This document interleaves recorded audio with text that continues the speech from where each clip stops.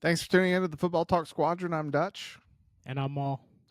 And welcome to the next episode of College Football. Unlike the past few weeks where I've started off with the Jeopardy trivia, Maul's actually got some trivia that he wanted to test me on. So yeah, well, so it's not really a trivia, but it's more or less here, and I'll bring it up for you here. It's more or less a who should be ranked higher, if you will. Let me know if you can see that. Yeah, I can see it. You see the little PowerPoint there?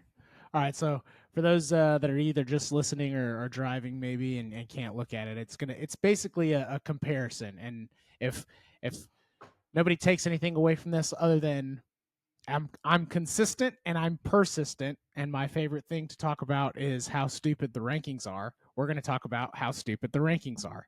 All right, so I'll give you these two teams, and I'm gonna try to just give it to you straight as the bullet points say, and then we can have some discussion about why one versus the other or who should be ranked higher. All right, so Team A versus Team B. Team A is in a Power 4 conference. Team B is in a Power 4 conference. The records of Team A, 5-2. The record of Team B, 5-2. So same record, same conference. Team A, all 5 wins were against FBS opponents. 3 of them were Power 4. Team B, all 5 wins, FBS opponents. 3 of them were Power 4. So very similar. The best win for Team A was against the then number 15 team in the nation. Now that team that they beat is the number 25 team in the nation. All right. The best win for Team B is currently unranked. They haven't beat any ranked opponent at the time, and of their wins, none of them are still currently ranked. So their best win is essentially an unranked Power 4 team. Albeit decently, record wise, and we'll get into that, but unranked Power 4 team. The 2 losses for Team A, both of them were against ranked opponents. The 2 losses for Team B, again, both against ranked opponents. For Team A, the 1 loss was against the number 23 team in the nation, and over the last few weeks is still the number 23 team in the nation. The other loss was against the number 13 team in the nation and is now the number 12 team in the nation. Team B, their first loss was against the number 18 team in the nation, now the number 13 team in the nation. And then their other loss was, at the time, an unranked opponent. And again, if I can't stress this bullet point enough, that unranked opponent is Team A. Okay, so what's one of Team B's losses is Team A, which is an unranked team. All right. Looking at Team A, these last few things, personally, I don't think they should play too much of a factor. It's just more or less of like who's playing better football, kind of what the schedules look like. Stats, in my opinion, shouldn't play too much into rankings, only if you have like very, very similar teams, but I'll give you some stats. Offensively, Team A is number 1 in the nation when it comes to yards per game and number 6 in the nation when it comes to points per game. Team B offensively is 46th in yards and 70th in points. Flip-flop that for defensively. Team A's defense pretty bad, number 70 in yards per game and 58th in points per game. Team B's defense isn't as good as Team A's offense, but it is better than Team A's defense. So number 24 in yards per game and number 17 in points per game. Of note, record-wise, Team A's record just barely above 500. Their opponent's records, is 24-22. Team B, much tougher opponent record, if you will, at 31-18. by about 4 or 5 games. Who would you rank higher? A. A. And, and, Pops and said here, A as well. and here's the reason. I think this is like just my viewpoint, and we'll see if Maul agrees. Is we we each have the same record, 5-2. In one of those games, we played against one another, and so we had a win over that team B. So that to me is like it's a pretty good tiebreaker, unless like prime example, can Florida State be ranked higher than Alabama right now? No, and it's because No, they've exactly. lost more games. Like I can concede that if Florida State was a one-loss team and Bama was a one-loss team, and like Florida State only lost to Miami, then you could sit back and be like, yo, I think Florida State should be ranked higher because they have, like, on paper, they both lost to good teams. Florida State beat Bama, thus they should be ranked. That's not the case in this one. Like, both teams have equal records. Then when you go into like the FBS and Power 4, it's like the records are similar because they both played Power 4 schools. Yes, the opponent records are a little different in terms of like overall wins and losses.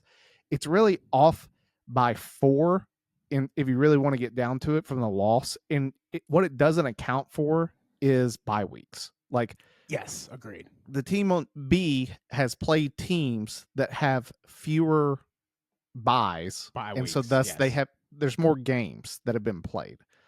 You can get into the losses in terms. This is where it's like, if you're comparing losses, Team B is going to lose to Team A because they played Team A and they lost to them. Yeah, they already lost to them. Yeah, it's like, so when you bring up that stat of like, oh, well, they lost to the number 13 team, you're like, oh, that's a little bit better than Team A. But then you're like, yeah, but the other team they lost to is Team A. You're like, I come back to the same point of like, well, then Team A should be ahead of Team B. Yes, and I didn't put it in here just because I didn't want to give it away, but they're in the same conference and somehow 0 common opponents outside of each other. So, oh, I know who this is. Yeah, I mean, most people who know who I am probably, which I'll just reveal it now. Team A is USC, which is unranked. Team B is Michigan, ranked number 25 in the nation. Now, before everybody freaks out, do I think that USC should be ranked? Personally, yes. I think like a mid 20s, somewhere around 23, 24, 25 is probably the right spot for USC. I'm not really that upset though that at the fact that they're unranked. If that was the outcome of it all, that's fine with me. I'm okay with that because they haven't really beat anybody super good, because I think Michigan is trash and we absolutely throttled them. So again, I'm okay if all through the outcome we go, all right, they're unranked just on the outside looking in. I'm fine with that. I'm not upset about that. What I'm upset about and why I put this in here is that Michigan is ranked number 25. We throttled Michigan. Michigan's resume, if you will, is almost identical from like a things that matter, losses, wins. You could make a very strong argument that outside of the opponent record, which again you kind of talked about, it is the only thing that favors Team B. So you go, all right, well, they played a harder schedule. Okay, yeah, but they also lost to Team A. Like, I cannot stress that enough. And like you said, this is not a Michigan, or I'm sorry, this is not a Florida State Alabama scenario. Also, you make the argument of like, Bama lost to Florida State week 1. And at the time, was that like, ooh, that's tough? Sure. But that was what, 7-8 weeks ago? Bama looks like a completely different team. Florida State looks like a completely different team. USC beat Michigan like 2 weeks ago. This isn't like there's all these different players and all these different factors. Like, this recently just happened. So they're still the same teams, and USC beat Michigan. There is no possible way in any logical sense of any scenario Michigan should be ranked higher than USC. Again, I brought this up because I'm USC biased, and it's not because I think USC should be ranked. It's more or less to again highlight the stupidity of these rankings and how they play a factor at the end of the season when they were based off of absolute garbage from the get-go. So I didn't know who the teams were. I had this slide pre from Maul, so it gave me time that I'm going to throw something back to you. Let me throw you Team C. All right. I don't have the offensive stats and everything like you did. Awesome on that. I have the record. So the record's also 5-2. Okay. All of their wins are FBS. All except one all of their wins except for one came against Power 4 teams. Okay. Which is, 4 wins against Power 4 teams. So one more which is than better than A and B at this point. Correct. They have currently no ranked wins. The team that they beat was ranked 20th, and they are now no longer ranked. Okay. Without knowing who that team that they beat is, where would you put them in this stack? At the time they played them, they were 20th, but they're no longer ranked. Yeah. I would say, who are their losses to? Their losses are to both top 10 teams. They're in a Power 4 conference? No. But they've played all FBS schools. You said 4 of their wins were Power 4? Yes. No common opponents against A or B?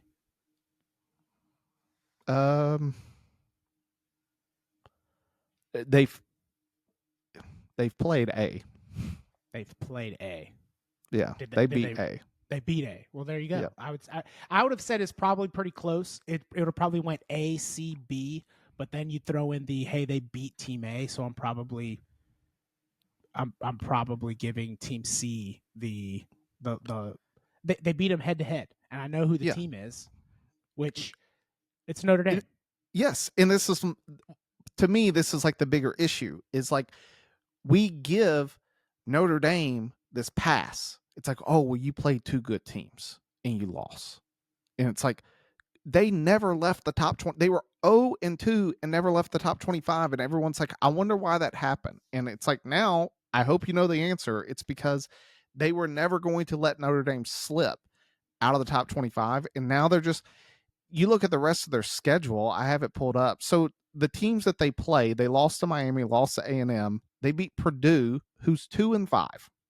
They beat Arkansas, who's 2-5. Then they beat a winning school, 5-2, but it's Boise. It's not the same Boise from last year. Then they play NC State. NC State's 4-3, but 2 of their wins have come against one an FCS school and one a non-Power 4 school. Then their final team is USC that they win. It's like, okay, Notre Dame, I would say that is the only good win they have is against USC. Period. Like, and you look at the rest of their schedule, and it's like at Boston College, Navy, at Pitt, Syracuse, at Stanford. The only hope that they have of another ranked opponent is Navy. Like, that's it. And we know how that worked out last year. They slaughtered them. Here's again, we'll keep talking about this, but like, this is why the subjectivity of these rankings is stupid, in my opinion. This is why, because we talk about like, oh, ranked wins and all this and all, but it's like, what were those rankings even based off of? When we started the preseason, right? Those rankings they're garbage. I mean, they're terrible, but they're still garbage. Yeah, I know, but like we use them looking back of like, oh, well, they beat this ranked opponent or they beat this ranked opponent, right? Like, it's a circular logic that will never end because it's flawed from the get-go. This is why, though, like, I kind of agree that like you got to watch the games to know who's playing well and who's not playing well, but at the same time, like, wins and losses should matter. Don't get me wrong, I don't like Notre Dame either, but I do think they're a far better team than like Michigan or some of these other teams that have like slipped into the top 25. Mainly because, yes, they had the 2 losses against Miami and against Texas A&M. You'd argue though that they played them really close. Like it came down to like a last second play from A&M. I would almost argue that if you played Miami and Notre Dame right now, Notre Dame probably wins that game. So like all that being said, like you can go, well, they still lost. And yes, they did. They rightfully lost. However, like when you watch the games, Notre Dame is playing decent football. Michigan is not playing decent football. And I'm speaking out of both sides of my mouth here from like the subjectivity, but it's more of less just like this is how broken the system is, that you can have these same records and one beats the other, but have other teams ranked. It makes zero sense. And we're going to keep doing this circular logic, until they fix it. But I don't think they will, because there's too much money involved. Yeah, I hate to even like ramble on more about it, because it's one of these ones where this is the problem when we really get down to it. It's that the first thing that you say, we use a flawed system in terms of rankings by voters who, when you look at how people vote, that we've talked a lot about this year, is out to lunch. But then we criticize it. But then in the same regard, we will also talk about how, well, this team was ranked when they got beat. Yeah, we'll use it when it benefits us. Yes. So it's not a good system. The other thing that I sit back and I just sort of look at from my standpoint, like when you look at the rankings right now, don't get me wrong, is Bama playing exceptionally well? Yes. Have they beat 4 ranked opponents according to AP poll? Yes. I totally get them being above Georgia, being even above Oregon.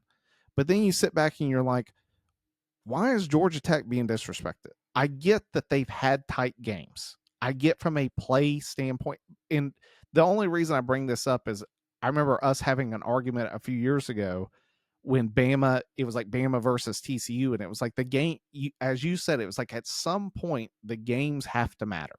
Like if you have multiple losses, it's got to affect you somehow. Like the idea that we can just go, hey, yeah, I get it, they lost 3 games, but I still think they're one of the best teams. So I'm going to put them in over this other team who won the games. That to me is the foul. And that's where I sit back. It's because there's too much bias in who do we think is good. That's like the real problem. Everybody will go, oh, the SEC is so deep. Like it's just so hard to survive. They're playing better schools. False. Like from top to bottom, do SEC schools care more about football than most other conferences? Sure, I'll give you that. But caring more doesn't make you a better football team, right? Because Arkansas, perfect example. They play Tennessee real close. They play they play Bama. Did Bama beat Arkansas? They have Maybe not it was played Tennessee. Bama. Maybe it was Ole Miss. They play Ole Miss real close, and everybody's like, "See, it's tough because you can't even like get an easy win over the bottom of the conference." Okay, well Notre Dame played Arkansas and absolutely throttled them, right? So it's like if we could get rid of the bias, just like the I say mainly SEC Big Ten bias of just like, oh, we play in the SEC, so we're automatically a better school because we play harder competition. That is completely false. Completely false. That's what I have a problem with, because we use that bias in the subjectivity and it just further emphasizes the bias. Okay, Like, I'll throw it back to. Do I think the SEC is a better conference than some of these other ones? Sure, because again, top to bottom, they care more about football. But you don't get a pass for losing just because you're in the SEC. That's the problem. I get that. Here's my question for you. So outside of these 3 schools, would you put anyone else in contention for the playoff from the Big Ten? Ohio State, Indiana, Oregon. Right now, no. Okay. This is more philosophical. It's not meant to like me prove a point. From those 3 schools, let's just go down the list of like current SEC opponents. Does Texas A&M, are they beating all 3 of those schools beating Texas A&M? Like who would you put in a neutral matchup? I mean, it could go either way. You'd have to play the game, but like Okay, if all three yeah. teams beat Texas A&M, I would not be completely surprised. But you would agree that it could go either way, and that's sort of Sure. the other option. It's like it's a coin flip. Bama, Sure. you think it goes? Okay, Georgia, Yep. Ole Miss. That's probably one where I think it's more favored. All three of those teams are beating Ole Miss. It's less of a coin flip. And the last one I'll ask about, Vanderbilt. Who would have ever thought I'd be asking that in October? Yeah, no kidding. No kidding. This one I actually have a tough time with because I'm like, dude, Vanderbilt's feisty. Like, dude, yeah. And like that's I mean, you can't, that's where it goes. Whether or not you or me think all three teams would beat Vanderbilt or not, doesn't matter. It does not matter and shouldn't play a factor in where they're ranked. If we want to truly know, rank them or play them, play against them. Other than that, like it doesn't matter what we think. And I get that. And this was not a point of an exercise to like determine who's better, Big Ten, SEC. It was more just like, this is sort of the conversations that I wish that they would have. Because the problem, like when I look at Ohio State's schedule, I go, so what games actually matter? If you say Texas, I will throat punch you through the camera. Not you, but anyone listening from home. Like right now, none. Zero. Yeah. They were arguing Washington. And it's like, okay, so a week ago you were arguing Washington. They lost to Michigan. And they got pummeled by Michigan, of who which got pummeled by USC. So it's like, of who which got beat by Illinois. It's like you go through this like ladder, and it's totally agree. However, this is all because we're taking opposite sides here, but I think we're both saying the same thing. My argument would be though, and the Big Ten people, I'm not saying that this is SEC exclusive. The Big Ten people do the exact same thing. We go, oh, well, Washington's a good team. And everybody in the SEC is going, no, it's not. Well, then Washington is like the Arkansas of SEC. Like it's the same thing is what I'm getting at. Like the Big Ten pundits will go, oh, well, see, that's how deep the Big Ten is. But they're using the exact same argument that the SEC has been using for years of like, oh, see how deep we are. And it's like, first off, nobody even plays everybody else in their conference, which again, I'll go back to, if I'm not consistent, I'm at least persistent with like the schedules and how they're built is an absolute foul because they don't even play everybody. You don't have any, you don't have enough common opponents. It's too hard with so many schools to make accurate assessments on everybody. 100%. And but it should have some type of, which I know I'm working on this on the side, and I'll talk about it way later once I get it down, of having a system that can just be able to look at the actual numbers of like, okay, what was the opponent's win-loss record that you played, and be able to put those and just, I'm not saying that has to be the end-all be-all, mainly because when you do that, you are going to have some outliers of like, hey, like I can tell you right now from my program that I've been running, that Notre Dame is currently ranked 32nd based upon their opponents that they played, the losses that they've had, just from my like numbers. And you look at the teams that they're behind and you go, nah, I'd probably give the advantage to Notre Dame. And it's like, yes, and that's sort of the point of these committees, if you watch the games. But I know something. They don't watch the games. Like, that's the problem. At least it's not like, all of them. Yeah. I love it. Every single year they show those old geezers on the couch. And I'm like, that dude fell asleep in halftime of the 3:00 game after he took his Benadryl with his turkey sandwich. Like, and it didn't even have cheese on it. No mayo because he's almost dead of a heart attack. And you want me to believe that he is like standing up in this meeting and be like, absolutely not. This team's not getting in. Like, no, that's not happening. So that's what drives me insane. All that being said, if you're good, I'm good. Week 9. We can move on. We can kick it off. Who would have thought I've been saying this after a few weeks? Do you think that UCLA can go in and shock Indiana? Absolutely not. shock them and like maybe make it a game, sure, but there's no chance. No chance. Okay. Zero They chance. Put it on record. Indiana is minus 25.5-point favorites. Do you take them with the spread? No. Give me the over, because I think the over is only 52. UCLA has been 52.5. putting up some points recently. Indiana's defense is good, but like Indiana could also put up 52 points by themselves. So like, give me the over in that. Yeah, unless Indiana comes out and plays like the Jets, then they should win the game. But if you come out and play like the Jets, as we found out this year, you're going to be 0-7.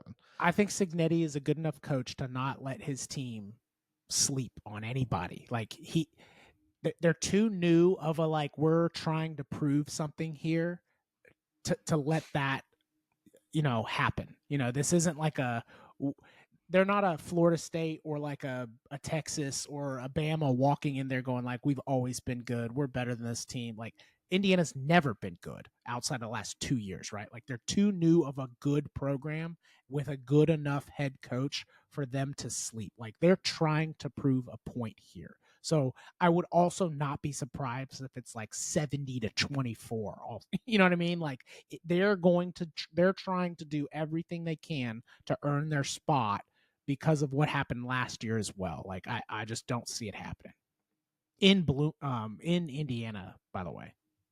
Yeah, in Bloomington. You're right. The next big game, Ole Miss at Oklahoma, noon game. Right now, Oklahoma is 5.5-point favorite over Ole Miss.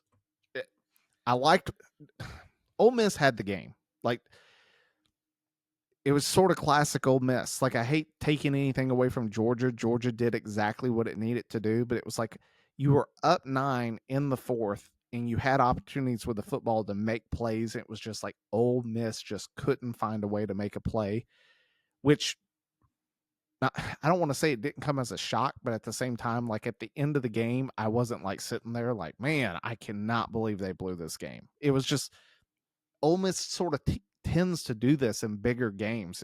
It's super frustrating. On the opposite side, Oklahoma, everyone's sort of giving them this big bounce back because they beat South Carolina, of which I know we're going to get to South Carolina here in a minute with Bama.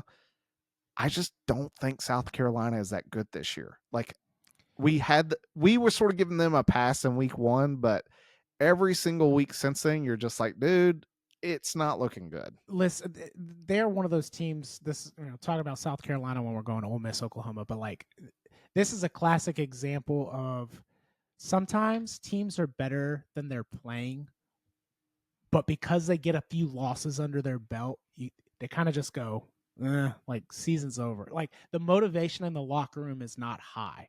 If they were undefeated, like would they have come out and played a better game against Oklahoma? I guarantee it. But they're not. So it's just kind of like, how do you get super excited, kind of knowing that like SEC championships out of the picture, getting a playoff berths out of the picture. You're kind of just playing to like see which bowl game we go to at the end of the year that nobody's going to watch during the holidays. You know what I mean? Like, so yeah, that's South Carolina. That being said, Oklahoma didn't look super impressive to me.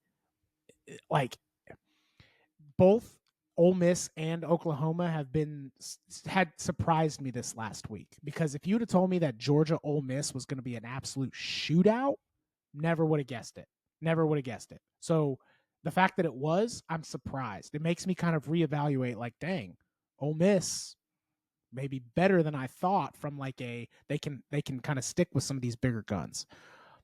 Oklahoma as well. I don't know about Mateer, man. Like Mateer 100% healthy with that defense. Yeah, I'm giving the nod to Oklahoma.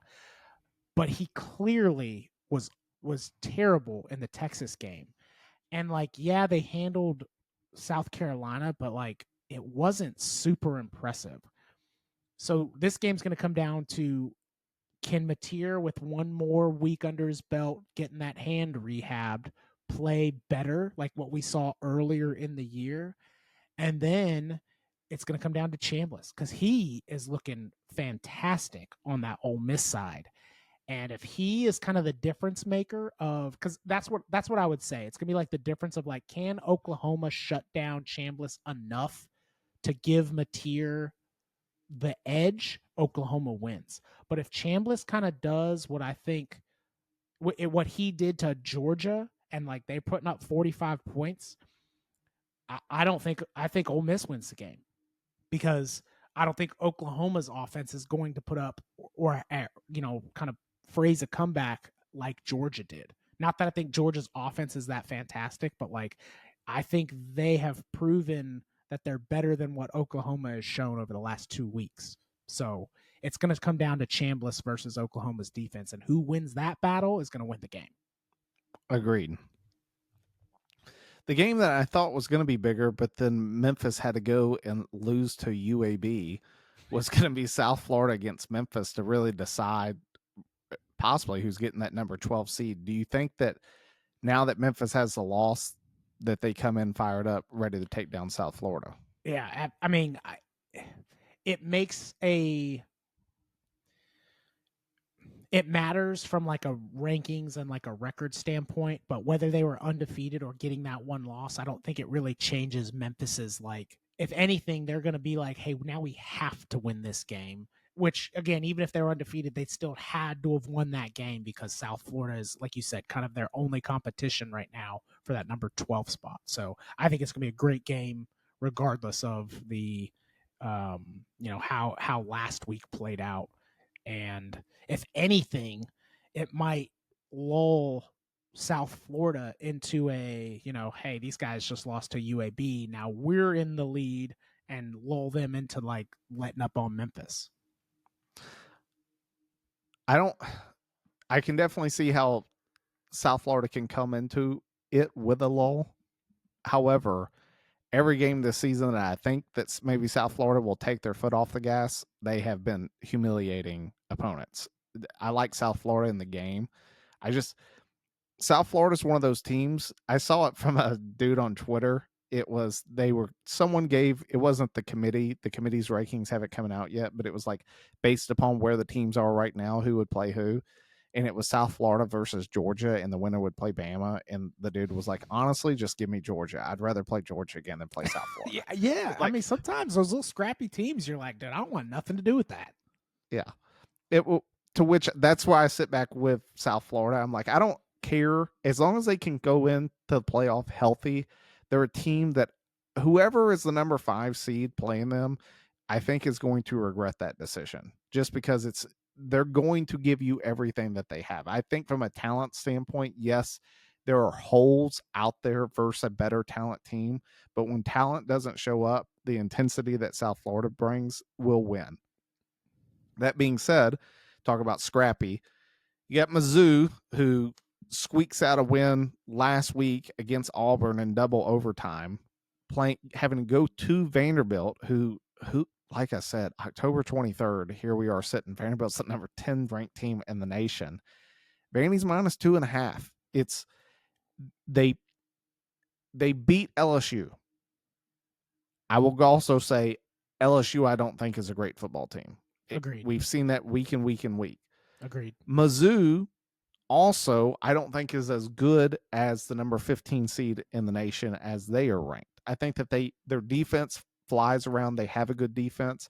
Offensively, the quarterback has just not clicked, and it's really it cost them the game versus Bama, and then it really sort of limit them against Auburn. Auburn, of which has, I think, probably the best defense in the country. That's just my personal opinion. For them to stay in every game with the Jackson Arnold at quarterback, I'm telling you, you got a really stinking good defense. It's a fair point. Do you think Diego pulls out another win against a top 25 team? Listen, I think this will be a fantastic game, honestly, which is, again, kind of crazy to say. It's tough. I don't think Vandy at home is really that much of an advantage. I think Mizzou at home would have been a much better advantage for Mizzou. So if this game was at home for Mizzou, I'm probably taking Mizzou. That being said, because I don't think Vandy's defense is really anything super special. It's really Diego Pavia on the offense that is really scrapping and keeping them in games. I'm probably going to give it to Vandy just because they're at home. Um, I truly believe that Mizzou is probably a better team, but I think them not being at home, they kind of lose that advantage, and it's going to be close, honestly. Like coin flip on this one. I'm going to give the edge to Vandy though. Just Van Pavia almost is like the Baker of college football right now. Like the absolute most talented. No, I don't think anybody would argue that. But from like a scrappy, does what he needs to do to keep his team in games, and then is able to make the big play when it counts, and has his team absolutely rolling around him. Yeah, like that. That's that's my comparison of like Diego Pavia is kind of like the Baker Mayfield right now. I get it. I like Vanderbilt as well. Though I will combat you on this. I think Vanderbilt's defense isn't. It's not bad. Like they are super No. physical I at the agree. They're line. not bad. Yeah, they play with a good. They keep them in games. Like and Listen, I wish USC's defense was just as good as Vandy's. that being said, I don't think like Vandy's. What year is it? I know. Vandy's defense isn't winning them games, is what I'm saying. Like they do what Totally they need agree. to do. They get some stops, but they are still letting up points and those kinds of things. So like I don't think they're going to be able to shut down Mizzou's offense. Is what I was kind of getting at there. Totally understand.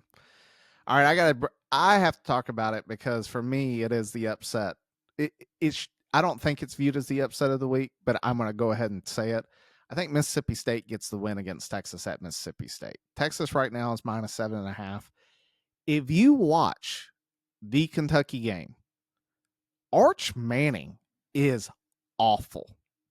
Awful. Dude, it's to the point that you're like, dude, I remember Pops, he was like, dude, who is their backup? And it's like, if we learned anything from last year, is that Ewers was playing because Sark knew what Manning was. The fact that Manning's still in the games means that whoever your backup is, my man, he's blind in one eye. Like, it's bad. Like, it's bad.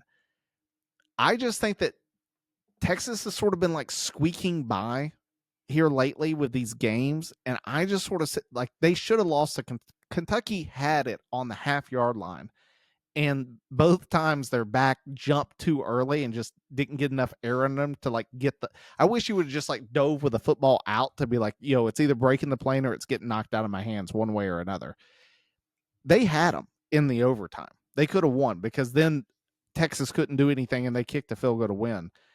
I just think that them going into that cowbell country, it's not an easy environment. And I get Mississippi State struggled against Florida.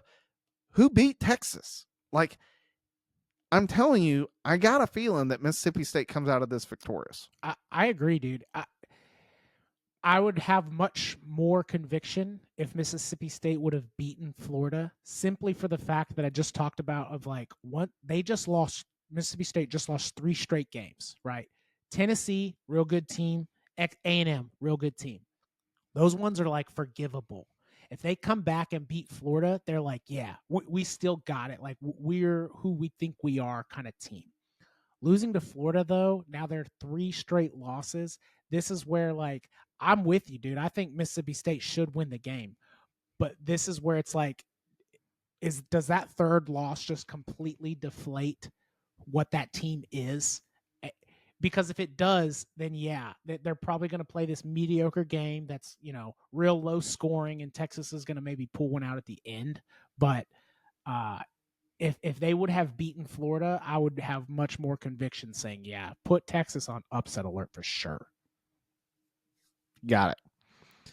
The next game, to round out the 3:30, Bama, South Carolina. So Bama goes to South Carolina. It is it's not the evening game, it is the afternoon. Bama's coming off of the first time for an SEC team, 4 straight wins without a bye against ranked opponents, which I get. We just talked about how that doesn't, you're using invalid data to prove something. I think it's more speaks of, for Bama, I don't want to bring in the top 25 throughout the stat. It's more about the fact that when you look at week 1 versus Florida State to where you look at them now, you're like, yo, it's a lot better than I ever thought it would be, because I Absolutely. honestly thought they would be sitting here with probably like 3 or 4 losses at this point. Yeah, we were talking about buyouts and stuff after week 1, dude. Like, Yeah. I totally, I get it, I started a GoFundMe. and even even though we talk about like how the top 25, all that stuff shouldn't matter rankings wise, like it still matters to the players, right? Like for the players to come out and like continually step up for these games, like Bama is doing exactly what they need to be doing, and I don't think they're having any problem against South Carolina. All that stuff that happened week 1, if anything, you could almost probably make an argument that like that maybe lit the fire that created the team that we're currently seeing, where they were like, "Yo, guys, we got surprised. We were sitting back on our laurels, thinking we were Bama, and we got to go out and earn these wins. We don't have Saban here to save us anymore, and they're playing fantastic football."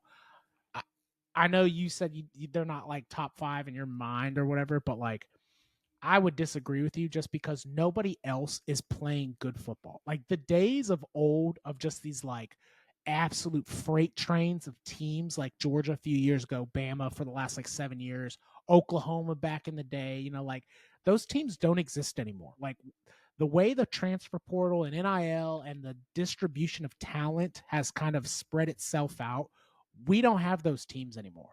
Like nobody has proven to be very dominant in anything. Therefore, when you get a team like Bama who's currently playing very bulldozer type football and just running through people, yeah, dude, they're number 4 easily in my opinion. I think the reason I said that to you is I did have hope at the end of the Tennessee game, and I'm interested to see how it plays out. It seems like they have been willing to stick with, and for example, and when I say stick with some stuff, what I mean is like player personnel. Ryan Williams wasn't doing hot. He literally is like off the field. It's like, yo, if you're not playing good, we're going to put these other young cats out here. And they have literally true freshmen out there that are catching amazing passes, doing the thing. Ryan Williams has a really good game last week. It's inserted back in.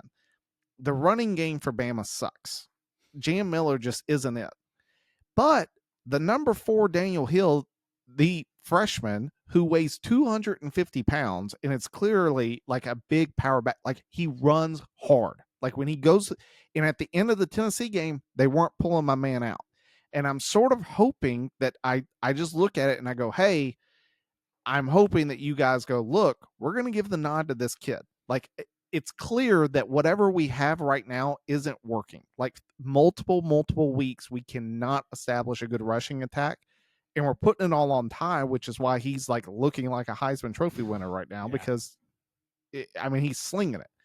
If they can establish the running game, yes, I will give the nod. I think Bama's the best team in the country playing right now with a rushing attack. But until they get the rushing, it's just hard to sit back with it. Well, you hit a great point. I agree with you. Jam, it's hard to say like Jam sucks, right? Like he's clearly a talented guy. I think the way this is one of those like the way Alabama's offensive line is built versus the way Jam likes to run versus the play calls that are being called, they don't fit. Like it's not a good match, right? This reminds me of like DeMarco Murray on the Cowboys when he went to the Eagles. Like was DeMarco Murray goes from the rushing leader playing, I formation, running up the middle type plays to the Eagles running this like spread option read type stuff, and he gets just completely forgotten. Doesn't mean DeMarco Murray's a bad running back. It was just the system that he was in and the way that the offensive linemen like to block didn't match up. And I think by bringing in this new guy, hopefully it allows Bama to call the right plays for that type of running back of just like, we don't need to like zone block and try to reach and anything. Just straight ahead, hit the guy in the mouth in front of you and let this big bulldozer behind you come shooting through a gap and get 4 yards. Like that will help establish that run game as opposed to Jam kind of like the zone blocking wasn't working for Bama. And he's kind of in the back. Like you said, he's like waiting for someone to throw a block. And it's like, no, dude, you got to find a hole. And like he wasn't finding the holes. And again, I think it'll just be like a play call of like what fits the system. And yeah, if Bama starts playing like I hate to say, like Big Ten type football, where it's just like we're just going to be big hog mollies and bully you. Like, yeah, they're going to be very, very tough to beat. Going into the evening games, 7:30 kickoff in Baton Rouge, Tiger Stadium. As I've always said, smell the bourbon from the state of Mississippi when the Cajuns start drinking. A&M goes down there. This is for the past few years. This has been just like one of these games. Like I think back at that 7 overtime, like 70-point thriller, and Yeah. every year it seems to be that. This is the only thing I'll bring up about Texas A&M. Everyone's super high on them, and I'm not trying to like take a dump on A&M. That's not the point. Let's be honest. They really should have lost the game versus Notre Dame. Super close, win by 1 point, last second touchdown pass to their tight end. Auburn. They squeak out a win 16-10. Very close game. They do throttle Mississippi State. They beat Florida. And then last week, it's like everyone's expecting them to whoop up on Arkansas, and it's a 45-42 game. And you just sort of sit back and you're like, and I get it. I can almost read your brain going, and yeah, this is where people are like, SEC is such a tough conference. It's like, no, I'm here to tell you that Arkansas stinks. Like, do they have talent? Yes, but they, under no circumstance should you be a 3-point, tight game with Arkansas after Notre Dame, the team that you beat, throttled them. It shouldn't happen. And I think the stage is set for A&M to go in there, and I think that this is going to be a fourth quarter game between them and LSU. That's just my gut feeling going in.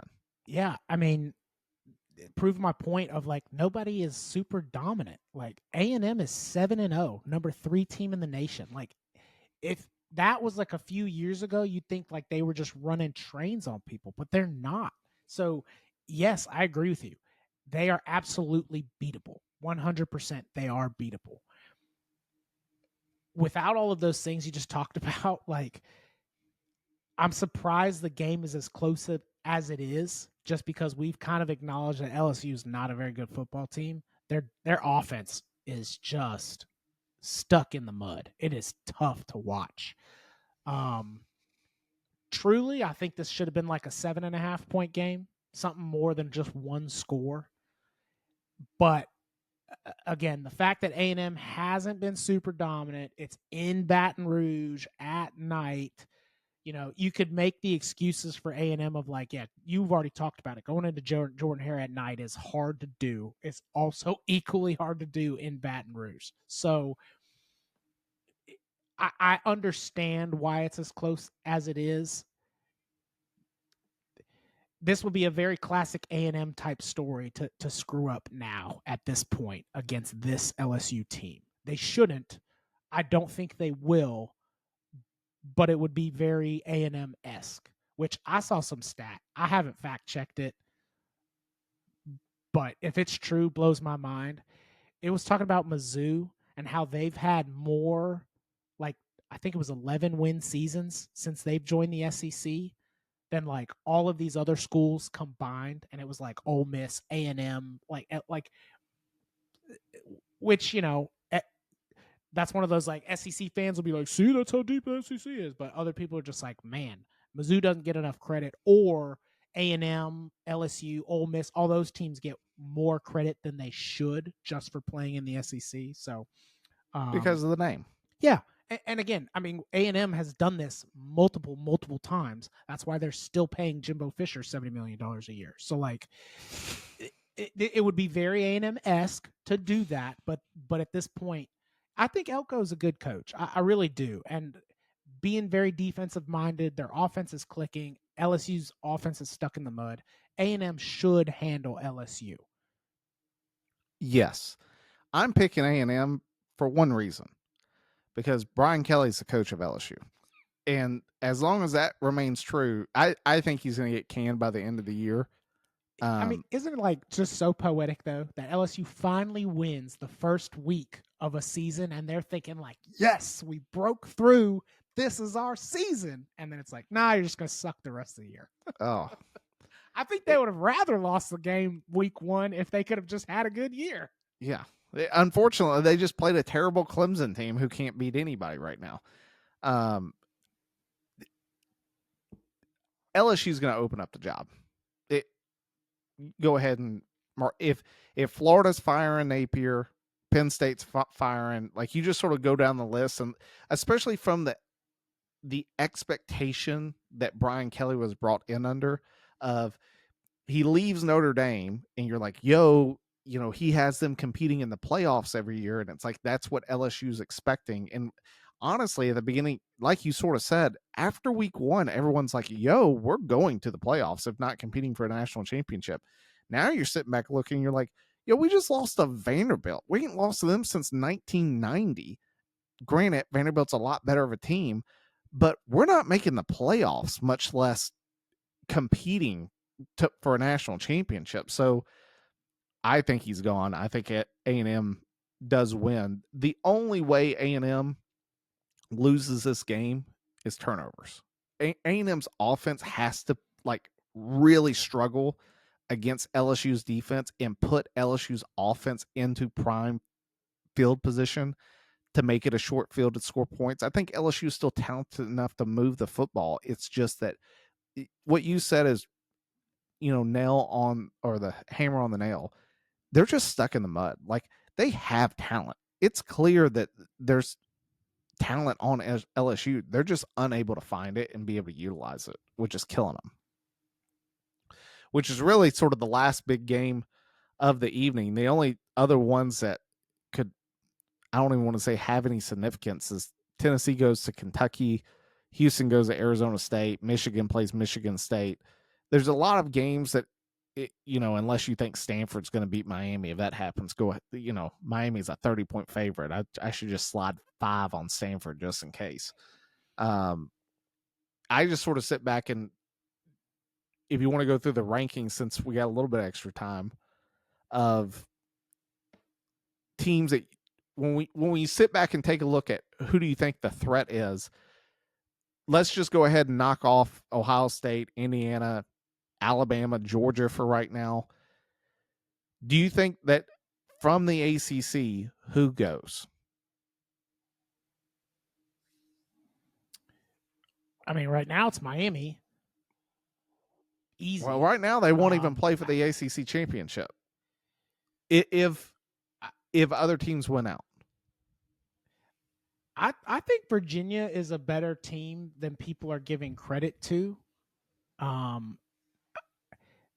They're playing good football. I think it's kind of one of those, like, because of the name, like everybody knows Virginia, but nobody really has seen them ever be dominant in football. I think they're a better team than people are giving credit to. Like if I don't know, like Florida State or Clemson was playing the same level of football that Virginia is playing, they'd be ranked like 5th. Yeah. Oh, 100%. I just sort of look at the Georgia Tech Georgia game at the end of the year will be really interesting if Georgia Tech's undefeated, from the standpoint of there's a very strong possibility they're going to be 11-0 going into that game. It won't affect them towards the ACC title game, but it will certainly affect them in terms of the ranking post ACC title game of where they're put at versus Georgia, depending on how Georgia plays out the rest of the year.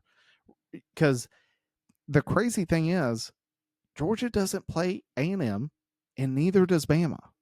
So if A&M wins out, they're in to the SEC championship.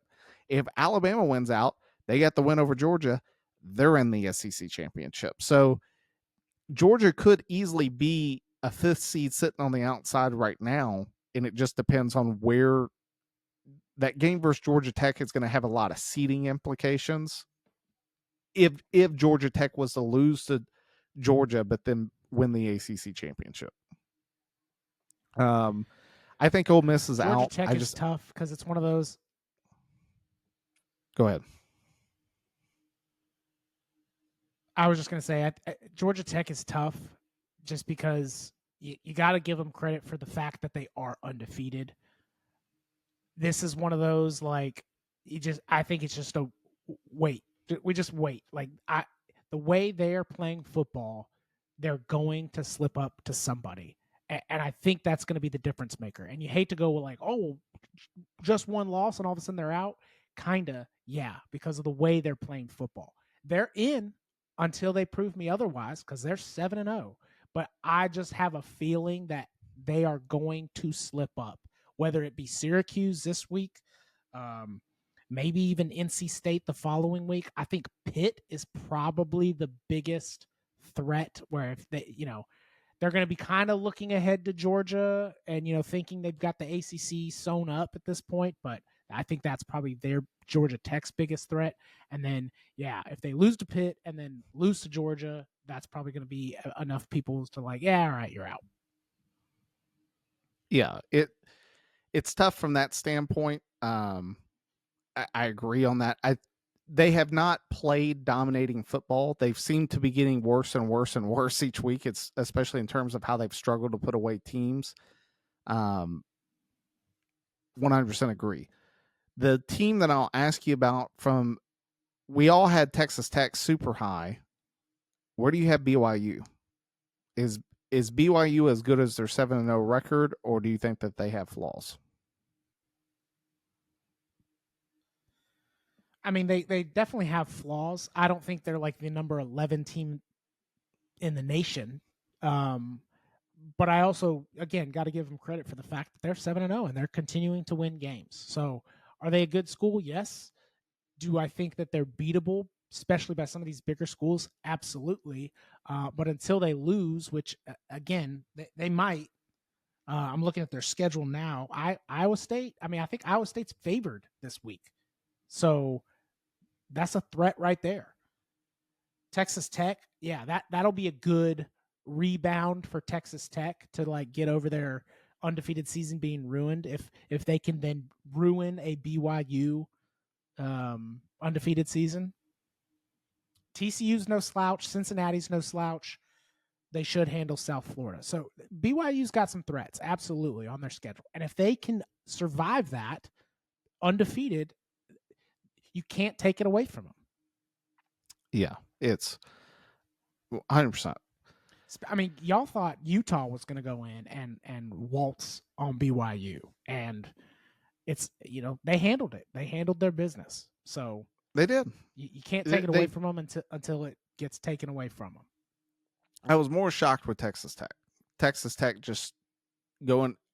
It wasn't a standpoint of that they lost to Arizona State. It was just how inept the offense was for the whole game. It was like they could not figure it out. It almost felt like going into the second half that it was a team that wasn't. It was like scrambling. Like you could just sort of tell that it was just like, dude, like all of our fears are coming true. This was my big point that I was trying to make to Pops the week prior. Did I think that Sam Leavitt was the difference of like 31 points or whatever that Arizona State lost to Utah? No. But just like I talked about earlier with wins and like how just getting a few losses kind of deflates a team and they kind of stop playing as good as they're able to. When they didn't have their quarterback, that changes the entire nature of the game from like they're not moving the ball, it's giving Utah more opportunities. Like it changed the team. Do I think Arizona State ends up winning that game with Sam Leavitt? I don't know. Against Utah is what I'm saying. I don't know. But clearly, Arizona State is a much better team with Sam Leavitt. They're able to go out and beat Texas Tech, which already beat Utah. So, I mean, like, there's a lot of, it happened. Like, there's no going back and taking it. But, like, Utah beating Arizona State by as much as they did, I think is not as big of a factor because they didn't have Sam Leavitt. Like, if you can keep Florida State out of the playoffs after going undefeated and winning their conference just because they didn't have their quarterback, Arizona State should get a pass for losing to Utah when they didn't have their quarterback. Like it should go both ways. And that's really all I was trying to make the point with Pops is that like it influences the rest of the game and how the game script goes that allows, if you just look at the box score, may seem more inflated than it should have been.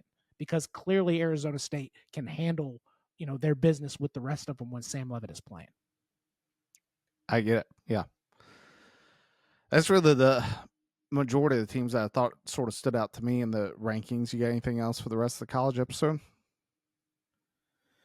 No, I'm excited to see how the rest of it plays out, and what interesting problems the committee has to solve when we finally get to that point.